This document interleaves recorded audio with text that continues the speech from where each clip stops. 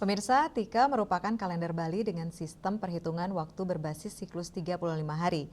Kalender ini dikenal sebagai kalender abadi yang digunakan sebagai penentu ala Ayuning dewasa.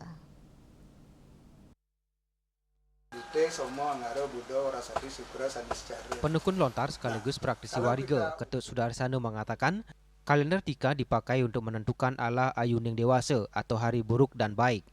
Ala Ayuning dewasa inilah yang menjadi pedoman masyarakat Bali untuk memulai suatu kegiatan hingga sekarang. Baik itu kegiatan keagamaan, bertani, membangun rumah, memelihara ternak, hingga kegiatan sehari-hari lainnya. Sudarsano menjelaskan kalender Tika merupakan kalender abadi yang bersifat permanen dengan menggunakan tanda, simbol, atau kode tertentu.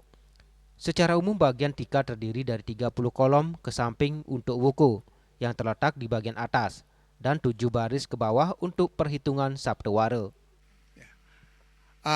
Tika itu sesungguhnya merupakan kumpulan daripada 18 sunari ya menjadi sebuah tika, yaitu yang jumlahnya 7 hari ya, terhitung dari Redite sampai Sabtu ya, bukunya sebanyak 30 itu.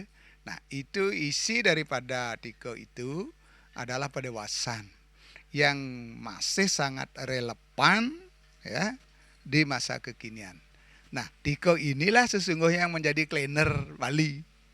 Nah, seperti kalender itu, semua dari tika itu sumbernya. Nah, itu dari kehidupan manusia, itu apa dia bercocok tanam, mencari dewasa pancoyatnya, semua ada di sana. Ya, termasuk di tika itu ada untuk